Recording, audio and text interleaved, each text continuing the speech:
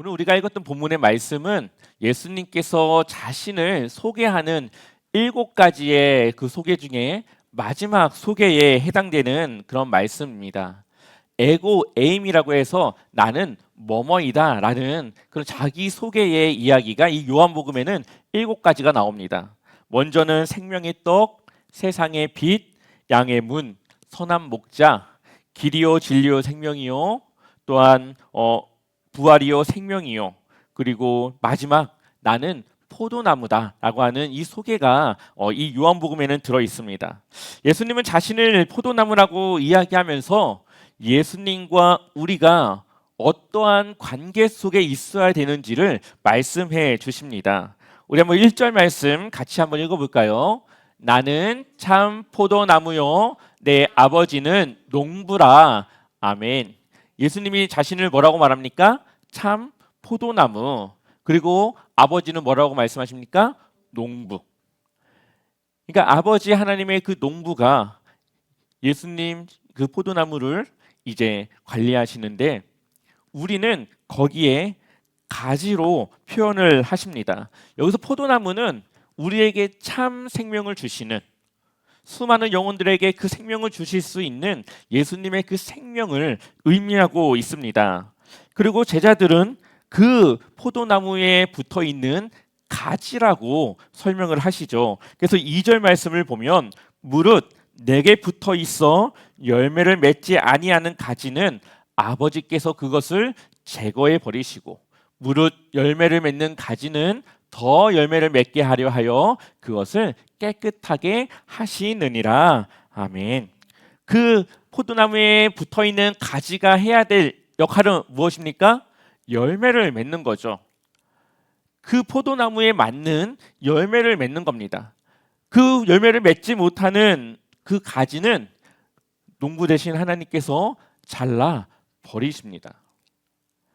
그것은 땔감으로 쓰겠죠. 그러니까 이 포도나무에 붙어 있느냐, 생명력이 있느냐 없느냐는 이 열매를 통해 우리가 알 수 있는 겁니다. 이것을 보면은 예수님은 포도나무, 하나님은 농부, 그리고 우리는 가지라고 하는 이 관계가 형성되어 있다라는 것을 볼 수가 있죠. 우리가 신앙생활을 하면서 해야 할 것은 바로 열매를 맺는 겁니다. 근데 이 열매라고 하는 것이 우리가 맺는 것이 아니라 이 포도나무에 우리가 붙어 있을 때 알아서 열매는 맺히게 되는 것이죠. 가지가 자기 의지로 열매를 맺는 것이 아니라 나무에 가지가 붙어 있으면 그 나무를 통해 받은 영양분을 통해 열매가 맺히는 겁니다. 그러니 그 사람의 삶 속에 열매가 있느냐, 열매가 없느냐 이것을 보면 이 사람이 하나님과 예수님과의 관계가 온전하구나, 그렇지 않구나를 볼 수 있고 돌아볼 수 있게 되는 거죠. 이것을 조금 더 구체적으로 보면은 우리 한번 요한복음 15장 4절과 5절 말씀 같이 읽어보겠습니다. 내 안에 거하라 나도 너희 안에 거하리라.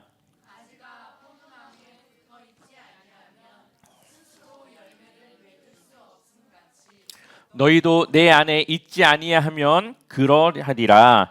나는 포도나무요 너희는 가지라. 그가 내 안에 내가 그 안에 거하면 사람이 열매를 많이 맺나니 나를 떠나서는 너희가 아무것도 할 수 없음이라. 아멘. 이 열매를 맺기 위해서는 우리가 어디에 거해야 됩니까? 예수 그리스도 안에. 그리고 예수 그리스도가 우리 안에 거하는 것이죠. 그러면 열매는 저절로 맺혀지게 되는 겁니다. 우리가 예수님을 떠나서 그 안에 거하지 않고 밖으로 나와서는 어떠한 열매도 맺을 수 없습니다. 이것은 예수 그리스도께서 먼저 하나님과의 관계 속에서 그 열매를 맺으셨고 그 열매를 이제는 우리를 통해 맺기를 원하십니다. 그 첫 번째 대상은 예수님의 12제자였고 그 제자들을 통해 수많은 영혼들을 열매 맺는 그러한 일들을 감당하게 하셨습니다. 우리가 그리스도 안에서 신앙생활 한다고 하는 것은 믿는 거죠. 믿음의 삶을 살아가는 거죠. 근데 이 믿음의 삶이라고 하면은 좀 막연합니다. 도대체 믿음의 삶이라는 것을 여러 가지로 표현할 수가 있겠지만 오늘 이 요한복음에서 우리에게 말하고 있는 것은 바로 이 사랑이라는 것을 강조하고 우리에게 말씀하고 있습니다. 자, 그렇다면 우리가 예수님 안에 거해야 되는데 도대체 그럼 거한다고 하는 것은 어떤 의미일까요? 우리가 어떻게 하면 예수님 안에 거할 수 있을까요? 우리 한번 9절 말씀 읽어보겠습니다. 아버지께서 나를 사랑하신 것 같이 나도 너희를 사랑하였으니 나의 사랑 안에 거하라. 아멘. 자, 10절 말씀 이어서 읽어보겠습니다. 내가 아버지의 계명을 지켜 그의 사랑 안에 거하는 것 같이 너희도 내 계명을 지키면 내 사랑 안에 거하리라. 아멘. 어떻게 거합니까? 예수님을 사랑하는 함으로 거하는데 그 사랑은 곧 계명을 따라 하나님이 주신 예수님께서 우리에게 가르쳐 주신 말씀과 계명을 따라 살아갈 때 우리가 그 말씀에 순종하며 살아갈 때 우리가 거한다라고 말씀하고 있습니다. 그러니까 하나님의 말씀과 관계가 우리가 끊어지지 않고 맺어 있는 상태, 하나님의 말씀에 우리가 순종하며 살아갈 수 있는 하나님과의 관계가 온전한 상태를 우리는 거하는 상태라고 볼 수가 있는 것이죠. 그렇기 때문에 이 사랑이라고 하는 것은 우리가 예수 그리스도 안에 있을 때, 예수 그리스도의 그 사랑을 공급받을 때 우리는 그 사랑을 전할 수가 있게 되는 겁니다. 그래서 요한복음 15장 12절을 보면 내 계명은 곧 내가 너희를 사랑한 것 같이 너희도 서로 사랑하라 하는 이것이니라. 아멘. 그러니까 포도나무를 통해 맺어야 될 열매는 구체적으로 보면 이 사랑이라는 겁니다. 예수님께서 제자들에게 준 사랑으로 이제는 그 사랑으로 이웃을 섬기고 함께하는 그 형제들을 섬기고 함께하는 그 공동체 안에 그러한 공동체를 섬기고 그 사랑으로 대하라고 하는 것이죠. 그러니 우리의 삶에 예수 그리스도의 그 사랑의 열매가 나타나지 않으면 하나님과의 관계를 다시 돌아봐야 되는 겁니다. 왜냐하면 그 열매라고 하는 것은 내가 내 의지로 하는 것이 아니라 그 관계가 유지되어져 있으면은 열매는 맺히게 되는 것이기 때문이죠. 그런데 이 사랑한다라는 것이, 이웃을 사랑한다고 하는 것이 쉽습니까? 쉽지 않죠. 왜냐하면 이 사랑이라고 하는 것은 늘 우리가 예상하는 것을 주지 않습니다. 또한 내가 100% 주었다고 해서 100% 나에게 돌아오는 것이 아니죠. 그렇기 때문에 늘 나는 손해봐야 되는 위치에 있어야만 이 사랑을 할 수가 있습니다. 그래서 이 사랑을 위해서 우리는 희생하고 헌신하고 인내하고 온유함으로 그렇게 대해야 됩니다. 바로 이것이 예수님께서 십자가에서 보여주신 사랑이고 그 예수님의 그 생애를 통해 우리에게 보여주신 그분의 사랑입니다. 예수님께서 십자가를 지심으로 우리에게 사랑을 주셨다고 해서 우리가 예수님께 100%의 그런 사랑을 돌려드리지 못합니다. 하지만 그것을 바라고 하신 것이 아니죠. 그냥 우리를 사랑하셔서 우리를 구원하여 주시기 위해 그 사랑을 주신 겁니다. 마찬가지로 우리가 전해야 될 사랑은 대가를 기대하지 않고 전폭적인 온전한 헌신의 사랑을 전하는 겁니다. 그 사람이 그것을 알든 모르든 나에게 그것에 대해서 보상을 하든 하지 않든 그냥 우리는 그냥 사랑을 받았으니까 전하는 것뿐이지 그 이하를, 그 이유를 기대하는 그 사랑을 우리는 기대해서는 안 된다는 거죠. 이 사랑의 시작은 여러분들의 가정에서부터 그리고 교회에서 여러분들이 속해 있는 그런 여러 공동체 안에서 이 사랑이 전해져야 됩니다.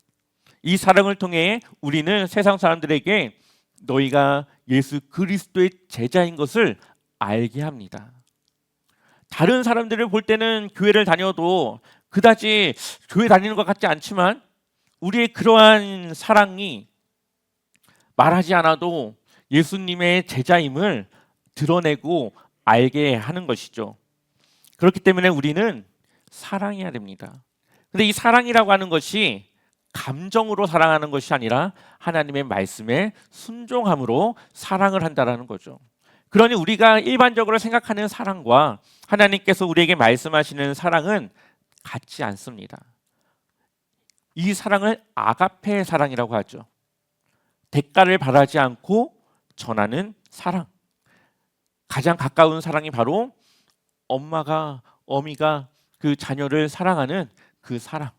생명을 내어줘도 아깝지 않은 그러한 사랑으로 이웃을 섬기고 우리 공동체를 섬기라고 말씀하십니다. 로마서 5장 8절을 보면 우리가 아직 죄인 되었을 때에 그리스도께서 우리를 위하여 죽으심으로 하나님께서 우리에 대한 자기의 사랑을 확증하셨느니라. 아멘. 자격도 없고 하나님 앞에 잘한 것도 없는, 그렇다고 우리가 하나님 앞에 구원해달라고 부탁하지도 않았고 요구하지도 않았지만 하나님은 우리의 부족함을 아시고 우리의 그 죄의 문제를 해야 된다는 걸 아시고 그것을 해결하기 위해 예수 그리스도, 하나밖에 없는 그 외아들 예수 그리스도를 우리에게 보내주셨습니다.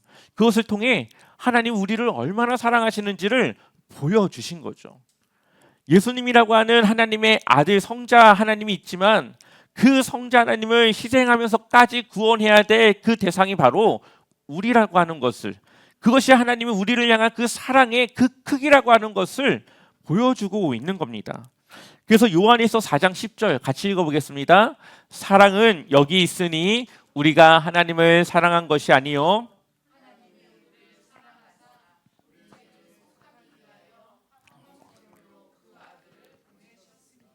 아멘. 누가 먼저 우리를 사랑했습니까? 하나님이요.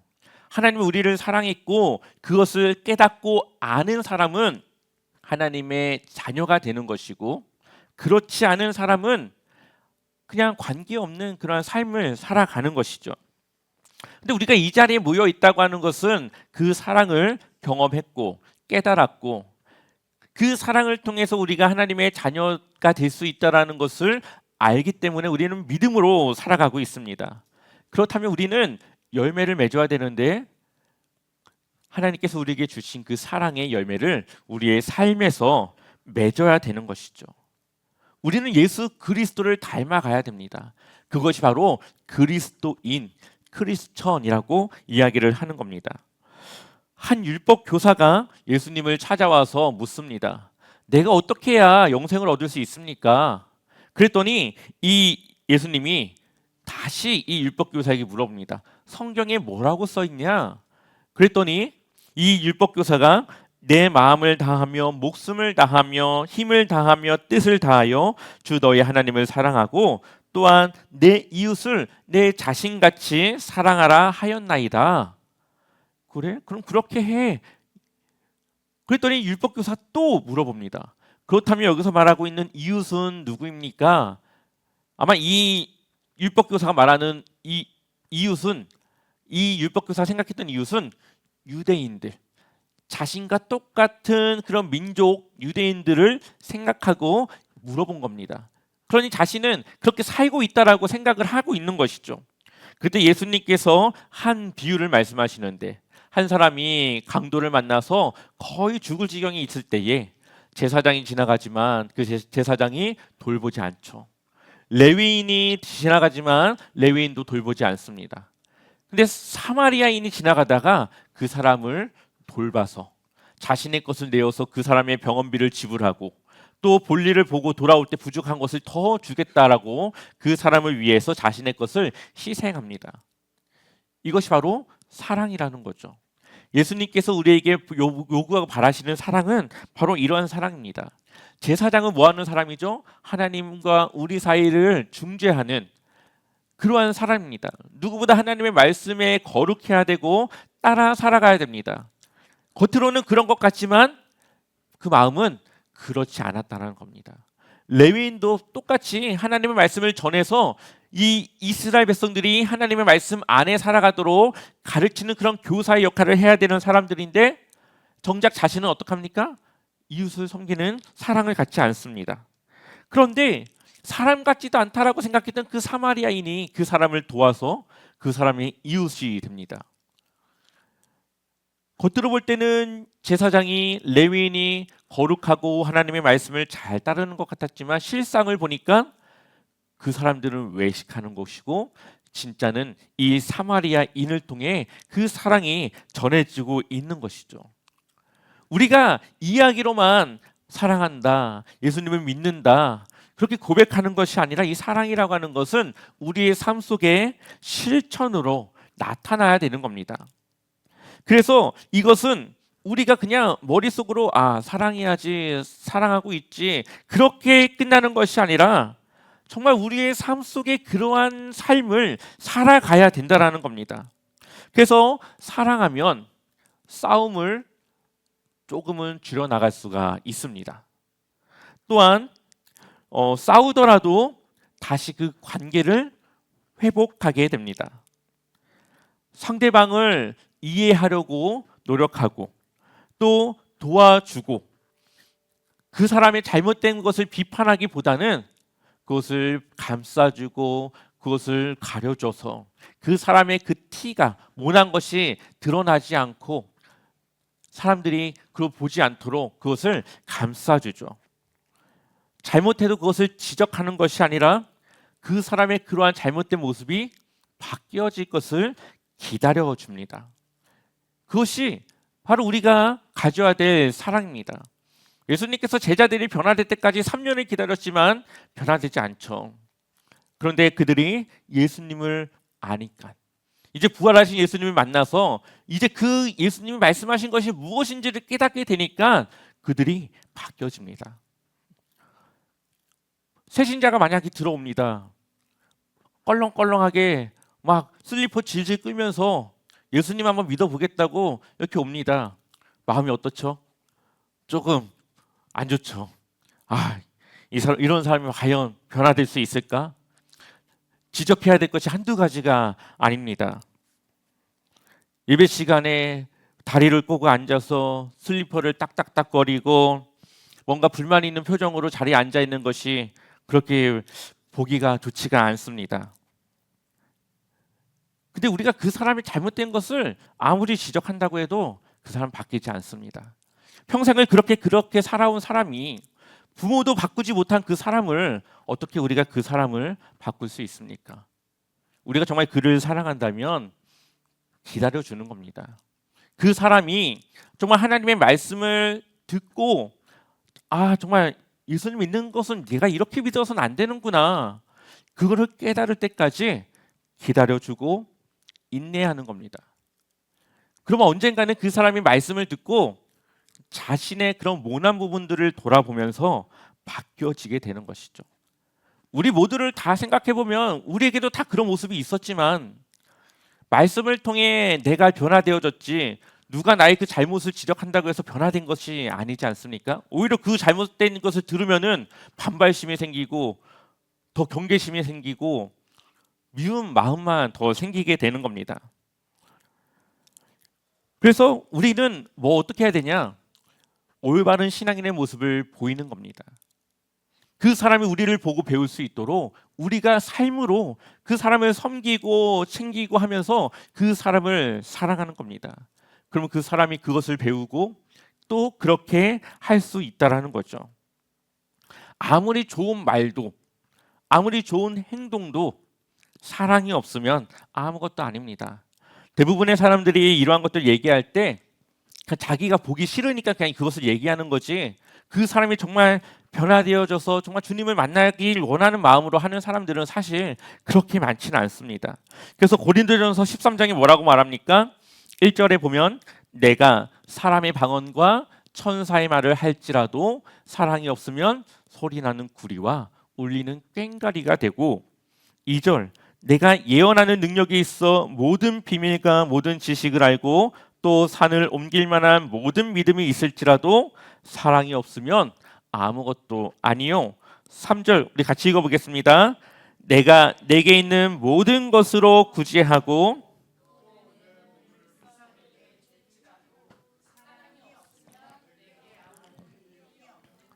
아멘. 사랑이 없는 행동, 사랑이 없는 그러한 실천은 아무리 좋은 것도 하나님 보시기에는 아무것도 아니라는 거죠. 우리는 정말 예수님께서 받은 그 사랑으로 그 사랑을 전해야 됩니다. 그래서 예수님께서 말씀하십니다. 요한복음 15장 13절에 사람이 친구를 위하여 자기 목숨을 버리면 이보다 더 큰 사랑이 없나니. 그러면서 친구가 누구냐? 14절 같이 읽어보겠습니다. 너희는 내가 명하는 대로 행하면 곧 나의 친구라. 아멘. 예수님의 말씀대로 살아가는 그 사람이 바로 친구라는 거죠. 예수님은 그 친구, 우리를 위해서 자신의 생명을 주셨습니다. 그리고 이제 그 생명을 우리가 또 다른 이들을 위해서 주길 원하십니다. 15절 같이 읽어보겠습니다. 이제부터는 너희를 종이라 하지 아니하리니 종은 주인이 하는 것을 알지 못함이라. 너희를 친구라 하였노니 내가 내 아버지께 들은 것을 다 너희에게 알게 하였음이라. 아멘. 우리가 예수님의 친구 되어져서 하나님께서 원하시는 것이 무엇인지를 우리는 너무나도 잘 알고 있습니다. 이제는 그것을 우리가 실천하고 살아가야 되는 것이죠. 이웃을 사랑하는 것과 내 생명을 주는 것, 어떤 것이 더 쉽습니까? 이웃을 사랑하는 게 더 쉽죠. 나에게 잘못한 사람을 용서해 주는 것과 내 생명을 주는 것 중에 뭐가 더 쉽습니까? 용서해 주는 게 더 쉽죠. 이웃을 감싸주고 보호해 주는 것과 내 생명을 내어주는 것, 둘 중에 뭐가 더 어렵습니까? 생명을 내어주는 게 더 어렵죠. 이웃을 돕는 것과 내 생명을 주는 것, 무엇이 더 쉬운 일입니까? 이웃을 돕는 일이겠죠. 하나님께서 우리에게 생명을 요구하지 않습니다. 그냥 그 사랑을 실천하고 살아가라, 그것을 우리에게 요구하고 있습니다. 돌아보면 우리가 주님을 위해서 생명까지도 바칠 수 있는 그러한 믿음을 고백하고 있는데 정작 더 쉬운 일을 못하고 있습니다. 우리가 그 쉬운 일도 제대로 못하고 살아가는데 어떻게 주님을 위해 희생한다라고, 생명을 드릴 수 있다고, 정말 주님께서 무엇이든 말씀하면 내가 그것을 헌신하겠다고, 봉사하겠다고 말할 수 있습니까? 우리가 먼저 해야 될 것은 우리의 공동체를 사랑하는 것이고, 또 우리의 이웃을 돌보는 것이고, 우리의 가정 안에서 그 사랑을 전하는 것입니다.